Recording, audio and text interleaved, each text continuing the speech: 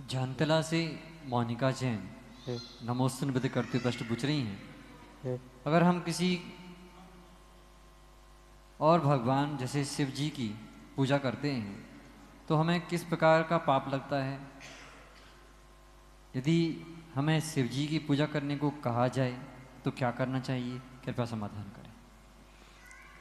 देखिए, भारत जो है वो बहुधर्मों से युक्त देश है। जिसकी जहाँ श्रद्धा होती है वो वहीं जाता है।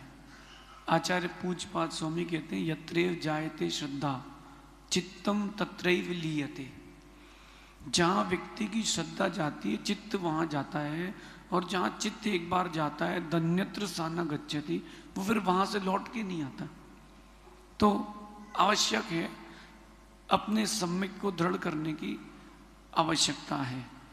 अगर आप जैसे आजकल जैनों में गरबा चालू हो गया, जैन गरबा, जैन डांडिया, कि बच्चे बाहर नहीं जाएं। बाहर नहीं जाकर के आप अंदर ही तो वो चीज़ दे रहे हो जो बाहर मिलती है। जो चीज़ आपके यहाँ नहीं है वो नहीं है, जो उनके यहाँ है अन्य दर्शन में वो अन्य दर्शन में। कभी आपने सुना कि अन्य दर्शन वालों ने पर्युषण पर्व, नंदीश्वर पर्व आदि मनाए हों? ऐसा नहीं हुआ ना। तो अपने दर्शन का पालन कर रहे हैं, आप अपने दर्शन करें, अपने सम्यक में दृढ़ रहें। सब काम एक तरफ और आपकी श्रद्धा एक तरफ। जो जितनी गहरी श्रद्धा रखता है वो उतनी जल्दी मोक्ष जाता है।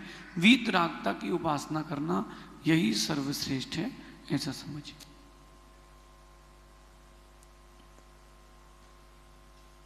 पुरानी टॉक से संतरा जैन नमोस्तु निवेद्य करते हुए प्रश्न पूछ रही हैं। पूजा की थाली में अष्टद्रव्य को धोकर रखते हैं और उसमें ज़्यादा हो जाए तो हम अलग निकाल देते हैं। इसको निकालना चाहिए या नहीं? कृपया समाधान करें। देखिए, पूजा की अगर बात करते हैं तो मेरा ये मानना है कि अगर श्रावक थोड़ा विवेक लगाए तो उसको मालूम चलेगा कि भगवान के प्रति द्रव्य का समर्पण क्या होता है। जब आप होटल जाते हो खाने के लिए या कहीं कुछ बाजार से मंगाते हो खाने के लिए, तब तो उसमें कमी नहीं करते। घर में अगर किसी के यहाँ शादी हो और 6 मीठे बने हो तो 7वां भी बनवाते हो, ये और बनाओ, मेरे बेटे की शादी है।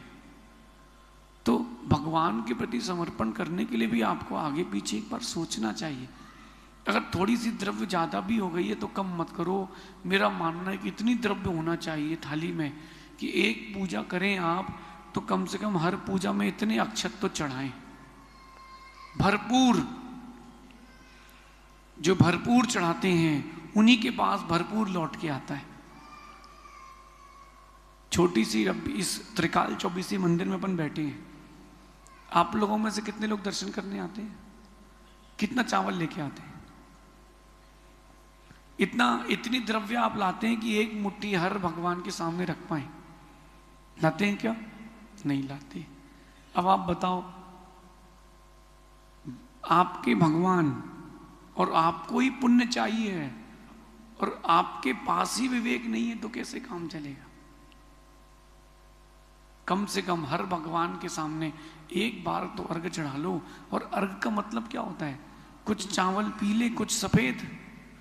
मैं यही अशोकनगर में ब्रह्मचारी भी रहा हूं, तो मैं भी यही पूजा करता था। पहले सफेद पानी, फिर पीला पानी, सफेद चावल, पीला चावल, सफेद चिटक, पीली चिटक, एक लौंग, एक बादाम, हो गई पूजा।